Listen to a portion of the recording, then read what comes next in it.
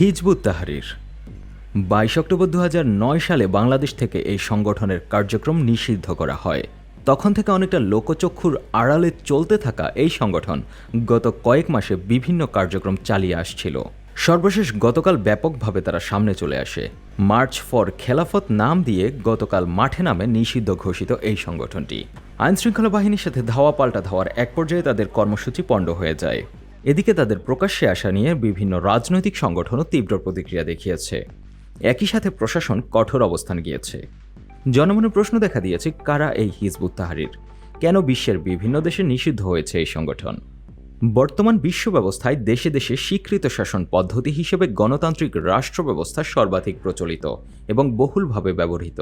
এই গণতান্ত্রিক রাষ্ট্র ব্যবস্থাকে ইসলামের সাথে সাংঘর্ষিক মনে করে এই সংগঠন তারা নিজেদেরকে একটি ইসলামী মতাদর্শ ভিত্তিক রাজনৈতিক দল হিসেবে প্রচার করে, যার লক্ষ্য হচ্ছে ইসলামী খেলাফত প্রতিষ্ঠা, মুসলিম সম্প্রদায়কে একত্রিত করা এবং বিশ্বব্যাপী শরিয়া আইন বাস্তবায়ন করা।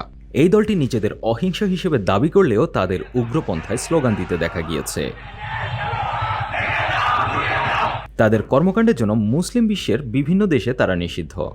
বাংলাদেশ, পাকিস্তান, তুরস্ক, প্রায় সমস্ত মধ্যপ্রাচ্য, যুক্তরাজ্য, চীন, রাশিয়া, জার্মানি, কাজাখস্তান এবং সমস্ত মধ্য এশিয়ায় নিষিদ্ধ করা হয়েছে এই হিজবুত তাহরিরকে। যদিও ইসলামী খেলাফত ব্যবস্থা প্রতিষ্ঠার লক্ষ্যে ১৯৫৩ সালে এই দলটি প্রতিষ্ঠিত হয়। ফিলিস্তিনের জেরুজালেমের শরিয়াহ আদালতের বিচারপতি শায়েখ তাকিউদ্দিন আন-নাবহানি কর্তৃক এই সংগঠনটি প্রতিষ্ঠা করা হয়। শায়েখ তাকিউদ্দিন মিশরের আল আজহার বিশ্ববিদ্যালয়ে শিক্ষকতার সাথে যুক্ত ছিলেন। প্রতিষ্ঠার পর থেকে মধ্যপ্রাচ্য হতে এ দলটি ধীরে ধীরে আফ্রিকা, ইউরোপ, ইন্দোনেশিয়া, পাকিস্তান এবং বাংলাদেশ সহ পৃথিবীর বিভিন্ন অঞ্চলে ছড়িয়ে পড়ে। হিজবুত তাহরির মনে করে মুসলিম বিশ্বের সকল সমস্যার মূলে রয়েছে উম্মার মধ্যে খিলাফত ব্যবস্থার অনুপস্থিতি এবং খিলাফত ব্যবস্থাই হচ্ছে মুসলিম ঐক্য ও শক্তির প্রতীক। তারা গণতান্ত্রিক ব্যবস্থাকে খারিজ করে দিয়ে এর বিরুদ্ধে সংগ্রামের আহ্বান জানায়।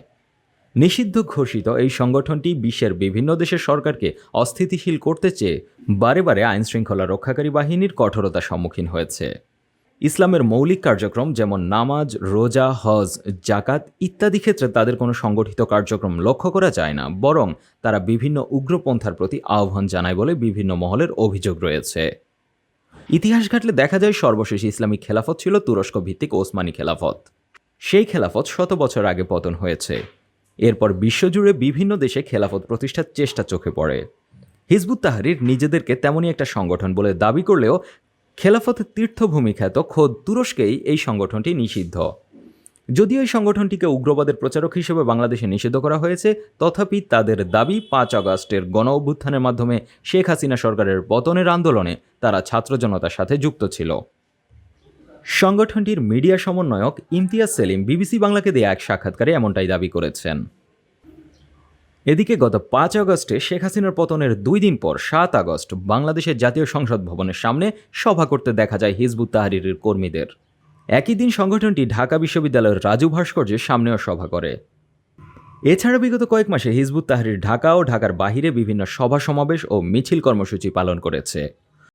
সর্বশেষ গতকাল গণতন্ত্র বিরোধী তকমাধারী এই সংগঠনটির মিছিলকে ঘিরে সরকার তাদের বিরুদ্ধে কঠোর অবস্থানে গিয়েছে। ডেস্ক রিপোর্ট, ২১শে টেলিভিশন।